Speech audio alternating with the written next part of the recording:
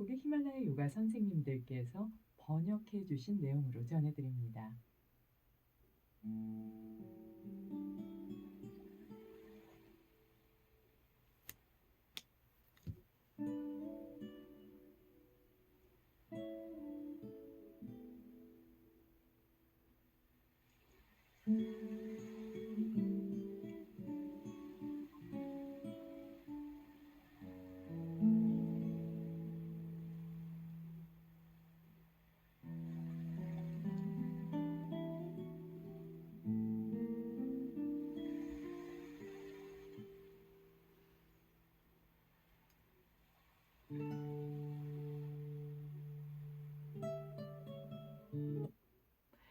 실제로 가장의 생활은 다른 어떤 삶의 방식보다 훌륭합니다. 하지만 세상의 도처에서 재미있는 일이 일어나고 있습니다. 리시케시는 히말라야산 기슭에 자리 잡고 있는 도시입니다. 강가, 그러니까 겐지즈 강이 그곳을 통과해서 흐르지요. 산 쪽에서 강가 쪽의 다른 쪽을 볼 수도 있습니다. 또 다른 쪽의 사람들도 내가 있는 쪽을 바라볼 수 있지요. 강가의 한편에 앉아 있는 사람들은 생각합니다. 히말라야는 얼마나 아름다운 곳인가. 내가 만일 그곳에 간다면 아마 나도 위대한 성자가 될 거야. 반면 히말라야에 있는 사람들은 이렇게 생각합니다. 뉴욕에 있는 사람들은 얼마나 좋을까? 라고요. 가장들은 이렇게 생각하지요. 이 설교자들, 성자들, 요기들, 스승들은 얼마나 행복하게 사는가. 그들은 아마 세상에서 가장 행복한 사람일 거야. 라고요. 하지만 반면 요기들은 또 이렇게 생각합니다.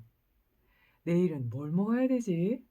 우린 아무것도 가진 게 없는데. 라고요.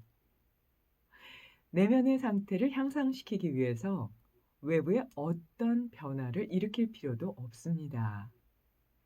여러분이 있는 바로 그 자리에서 뜻을 이루십시오.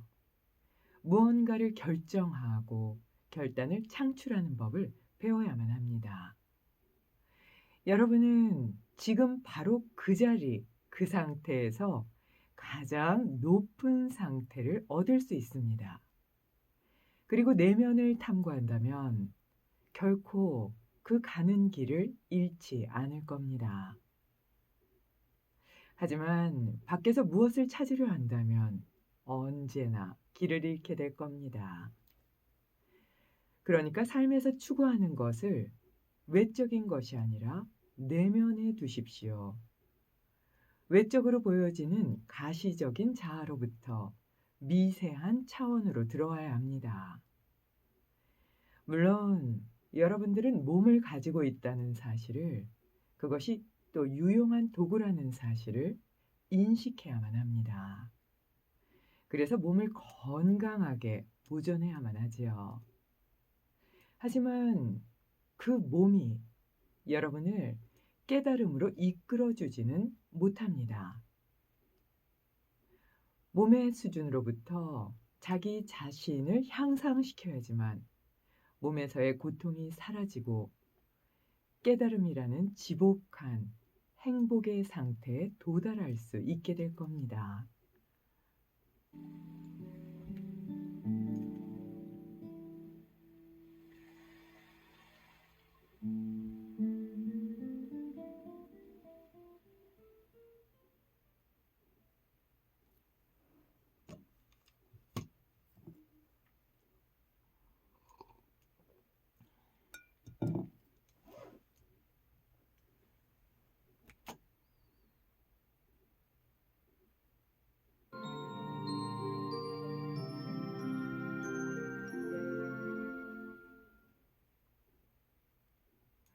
정말 재미있는 얘기죠. 이 리시케시는 찾아보시면 아마 신의 도시 이렇게 나올 거예요. 그래서 제가 가는 곳이 바로 여기인데요. 이게 델리에서 내리면 택시를 타고 한 9시간 이상 가야 돼요. 그러니까 좀 약간 산 쪽 그 약간 시골 같은 그런 분위기인데요.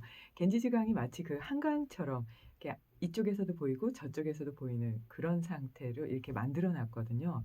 도시를 조성을 해 놨어요. 이제 그 상태를 아마 상상하시면 이해가 될 것 같은데요. 이쪽에 앉아 있는 사람들은 저쪽에 히말라야를 보면 '아름답다. 나는 저기만 가도 위대한 성자가 될 거야.' 이렇게 생각한대요. 그럼 저 히말라야 계속 갔다 왔는데 그럼 성자 됐어야 될 것 같은데요. 아직 멀고도 먼 길이죠. 근데 뉴욕에 있는 사람들은 또 반대로 저기가 너무 부러워하는 반면 히말라야에 있는 사람들은 '뉴욕에 있는 사람들이 정말 좋을 거야.' 이렇게 생각하고 또 반대로요. 가장들은 '수행자들은 너무 좋을 거야. 얼마나 행복할까.' 하지만 또 수행자들은 '아 나 가진 게 없는데 내일 뭘 먹어야 되지?' 아 실질적이네요. 예 이렇게 생각하면서 각자의 상태를 바라볼 때 객관적인 상태로 이렇게 떨어져서 바라볼 때 참 좋은 면이 보이지만 그곳에 앉아 있을 때는 나의 좋은 면을 보지 못하는 그런 어리석음을 말씀해 주신 게 아닌가 싶은데요. 항상 그 내면에 집중하고 있다면 뭐 내가 히말라야에 있건 뉴욕에 있건 내가 가장이건 수행자건 무관하게 언제나 꼭 좋은 방법을 창출해 낼 수 있다. 그게 내면의 탐구에 대한 결과다. 이렇게 말씀하셨는데요. '내가 어디로 가고 있지?' 이럴 때는 외적인 것에 집착할 때 돈이나 명예나 사람들의 마음을 가지려고 할 때 그래서 존경받으려고 하고 존중받고자 할 때는 길을 잃어버리게 되지만 내면에 있는 신성함에 집중하게 되면 그런 것에는 별로 집중하거나 집착하지 않게 된다. 그냥 그건 도구다. 이렇게 말씀하시면서 몸을 건강해야 그래야지 뭐 인제 우리가 수행도 하고 해탈도 할 수 있지만 다 알죠. 그지만 그게 곧 깨달음의 수준에 이르게 하지는 못하니까 거기에도 집착해서는 안 된다. 이렇게 말씀하셨는데요. 이어서 수마미 라마께서 어떤 말씀을 해 주고 계신지 행복한 삶의 기술 계속 만나보도록 하겠습니다.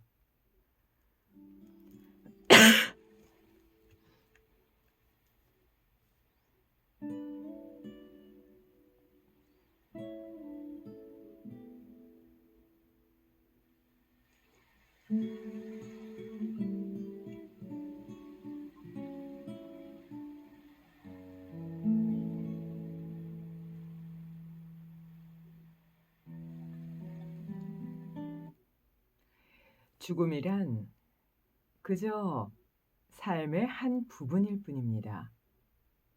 죽음을 무서워하지 마세요. 죽음은 반드시 다가옵니다. 그 죽음은 결코 고통스러운 것이 아닙니다. 고통스러운 것은 죽음에 대한 공포를 느낄 때 생기게 됩니다. '나는 죽을 거야. 나는 죽고 말 거야.' 라고 생각하면 두려워지고 반드시 고통 속으로 들어가게 됩니다. 하지만 죽음 그 자체가 고통이 아니다 하는 걸 이해한다면 그런 고통스러움은 사라지게 됩니다. 자, 생각해 보세요. 아주 건강한 사람도 죽습니다. 성자들도 삶을 마감하지요. 행복한 사람에게도, 부자에게도, 가난한 사람에게도 죽음 그 자체는 고통스러운 게 아닙니다. 그저 죽음에 대해서 생각하는 것이 두려운 것입니다. 왜냐하면 그건 부정적인 생각의 방법이기 때문입니다. 스스로를 관찰해 보면 대부분의 시간을 부정적으로 보내고 있다는 사실을 알게 될 겁니다. 예를 들어 볼까요?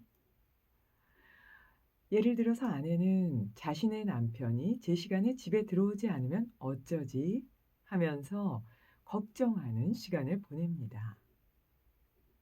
그래서 남편이 항상 9시에 들어왔는데 10시 반이 지나도 들어오지 않을 경우 그런 상황에서 아내는 두려움이나 혹은 스스로의 생각을 조절하지 못하거나 관리하지 못해서 그런 일을 어떻게 처리할지 못할 경우 그녀는 병원에 가거나 또는 경찰에 전화를 할지도 모릅니다.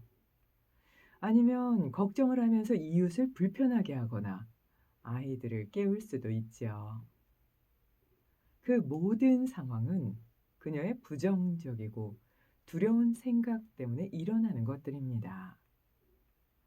이처럼 사람들은 부정적이고 두려움이 가득 찬 생각 속에서 살아갑니다. 죽음을 두려워하고 원하는 것을 얻지 못할까 두려워하지요. 그리고 또 가진 것을 잃게 될까 두려워합니다. 사람들은 너무나 많은 두려움을 안고 살아갑니다. 이러한 두려움은 삶 속의 적 중에서 가장 강력한 적입니다.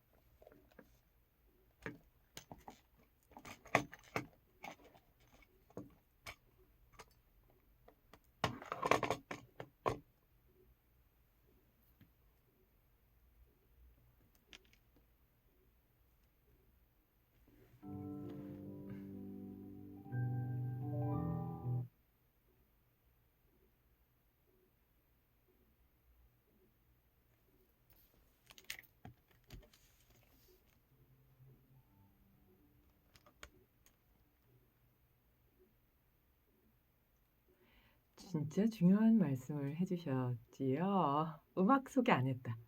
죄송해요.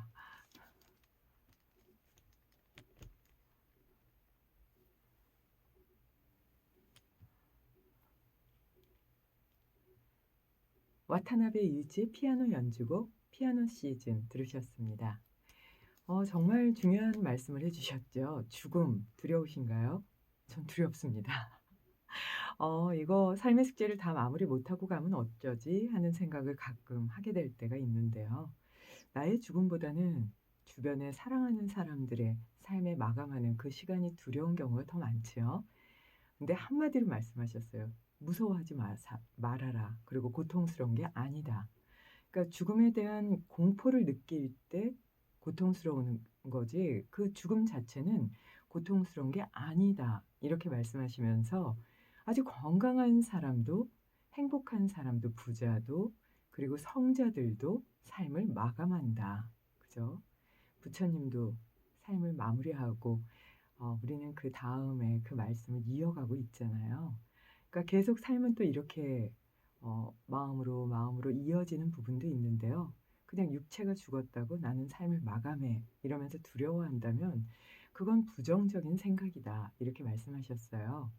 그러니까 스스로를 좀 잘 관찰해 봐야 되는데 관찰하다 보면 내가 참 부정적인 생각을 많이 하고 있구나 하는 걸 알게 된다. 이렇게 말씀하셨어요.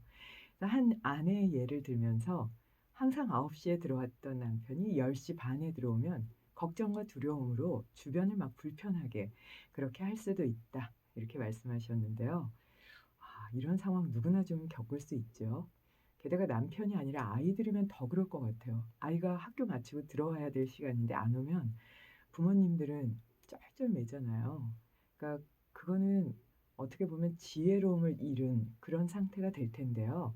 이렇게 두려움을 안고 살아가다 보면 이게 삶에서 지혜로움은 사라지게 되는 그래서 두려움은 적 중에 가장 강력한 적이다. 이렇게 말씀하셨는데요. 지두 크리슈나 무르티는 두려움에 대하여 라는 책을 낼 정도로 두려움은 삶을 왜곡되게 하고 내 지혜로움을 사라지게 한다. 이렇게까지 말씀하셨으니까요. 오늘은 내가 두려워하는 게 뭐가 있지? 이렇게 좀 항목을 하나하나 정리해서 그 두려움을 이겨나갈 수 있는 그런 내면의 힘을 좀 길러보는 것도 좋겠습니다. 음악 듣겠습니다. At the Door 최병욱의 기타 연주곡입니다.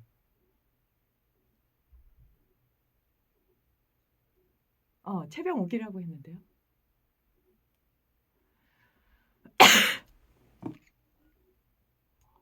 좀 기다려. 들어보는 것도 좋겠습니다.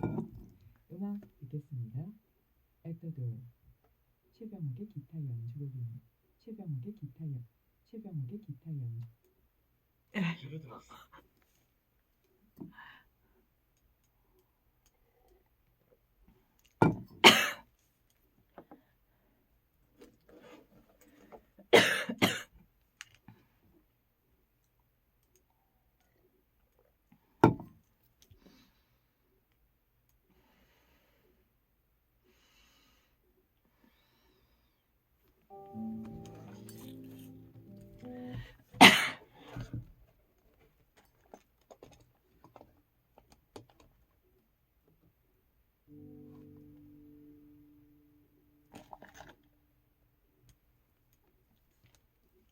라디오 힐링 요가 시간입니다. 발이 좀 건강하신가요? 어떠신가요? 오늘은 발목과 발가락 근육을 강화시키는 방법 좀 준비했는데요. 왜 방금 죄송해요. 다시 할게요.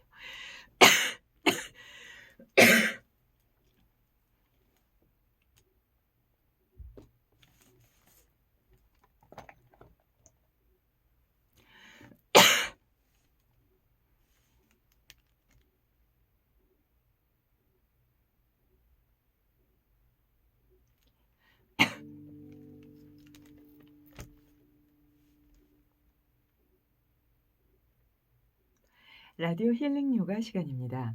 오늘은 발목, 발가락의 근육 강화법 준비했습니다. 아니 웬 뜬금없이 발이야? 이런 분도 계시고 우와 반갑다 발이네 이런 분도 계실 것 같은데요. 이제 좀 봄이 되면 많이 걷기도 하고 근데 코로나 때문에 이제 바깥에 나와서 활동하는 게 조금 어렵기는 하지만 그래도 이제 추웠을 때보다는 좀 더 야외 활동을 많이 하게 되잖아요. 그러면 이제 발목, 발가락이 좀 피곤하다거나 또는 이제 산책을 할 때 어떻게 하면 발목과 발가락을 잘 움직여서 전신의 기혈순환을 좀 원활하게 할 수 있을까? 이렇게 좀 고민하는 분들을 위해서 좀 준비했어요. 그러니까 발을 보면 온몸을 본다고 하지요. 그래서 일본의 니시 의학에서는 엄지발가락은요. 분노의 영향에 직접적인 그 자극을 줄 수도 있다. 그러니까 분노의 마음에 영향을 미칠 수 있을 정도로 엄지발가락은 어떻게 보면 감정 라인과 직접 연결된다고 보고요. 자, 두 번째 발가락을 한번 보실까요? 두 번째 발가락이 길면 음식에 대한 탐심이 강하다고 합니다. 그리고 네 번째 발가락은 대장에 직접적인 영향을 미치기 때문에요. 변비가 심할 경우 자주 흔들어주고 자극하면 대장을 비우는 데 도움이 될 수 있고요. 또 새끼발가락은 어깨가 결릴 때 어깨를 바로 주무르면 오히려 긴장되지만 상응점인 새끼발가락 측면을 자극하고 주무르면 훨씬 더 긴장을 푸는 데 도움이 된다고 하니까요. 이렇게 몇 군데만 봐도 아주 직접적이죠. 뒤꿈치는 생식기와 연결이 되고 족궁은 또 척추와도 연결된다고 보고요. 발바닥의 용천혈은 모든 기혈을 자극하고 샘솟게 할 만큼 아주 큰 힘을 가진 그런 혈이라고 보기도 하잖아요. 그러니까 발만 잘 자극해도 온몸의 기혈순환 그리고 긴장을 푸는 데도 도움이 될 수가 있는데요. 이렇게 이제 머리에서 발끝까지 좀 편안하게 이완하고 풀겠다 할 때 어디부터 할까 할 때는 주저없이 발을 좀 자극해 보시면 어떨까 해요. 근데 이 발은요, 사실은 성직자분들 그리고 이제 수행하시는 분들은 신성한 부위로 보기 때문에 발 밑에 엎드려 절을 한다. 이거는 인도에서는 아주 기본적인 형태고요. 부처님께서도 이렇게 제자들이 오면 조용히 발을 내밀어 주셨잖아요. 그러니까 그 의미는 어떻게 냄새나는 발을이 아니라 나를 바치고 있는 그리고 내가 생각하고 행하고 있는 그 모든 것들을 움직이게 해주는 가장 중요한 부위면서 업을 지우기도 하고 업을 만들기도 하는 대표적인 그런 부위이기도 하죠. 그래서 발을 좀 잘 관리하면서 겸허한 마음과 그리고 그 겸허함과 함께 존재함에 대한 감사함을 잘 새긴다면 직접적으로 명상을 하는 데도 도움이 될 수 있다고 보기 때문에요. 소중한 사람의 발을 주물러 주는 건 더없이 따뜻한 사랑을 전하는 방법이라고 합니다. 그래서 이렇게 보면은 발을 마사지해 주네, 발을 씻어 주네 이러면 되게 그 사람에게 헌신하는 듯한 그런 느낌을 갖게 돼서 애인들이 많이 하죠? 안 하시나요? 그래서 인도에서는 아이들이 자기 전에요. 발을 주무르면서 좋은 글귀를 읽어주거나 인제 뭐 경전이라든지 사랑의 말을 전하게 되면 그게 다른 어떤 방법보다 직접적으로 뇌와 가슴에 새겨질 수 있는 방법이라고 하니까요. 가족끼리 조금 사이가 소원하거나 아니면 이 사랑하는 마음을 전하고 싶은데 "사랑해." 뭐 이런 얘기하기에는 "너무 손발이 오그라든다." 이러면 좀 따뜻한 물을 준비해서 "피곤하지?" 하면서 발을 이렇게 좀 주물러 줄 수 있다면 그것만으로도 좀 많은 마음의 따뜻함이 오갈 수 있지 않을까 싶어요. 그래서 오늘은 발과 발가락을 좀 건강하게 유지할 수 있는 방법을 명상 음악과 함께 준비해 봤습니다.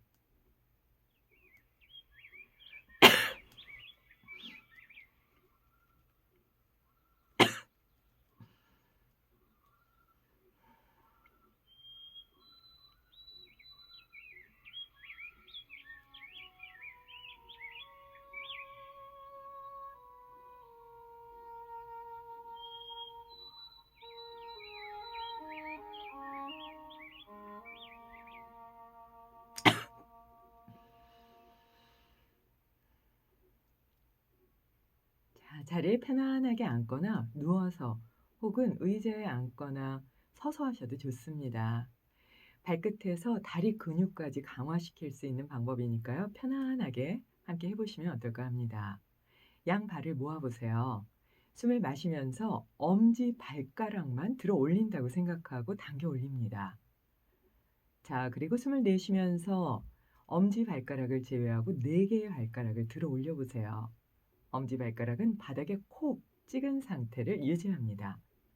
자, 이렇게 엄지발가락을 들었다가 4개 발가락을 들었다가 하는 걸 하나, 둘, 셋, 넷 정도로 천천히 10번 정도 반복해 보세요.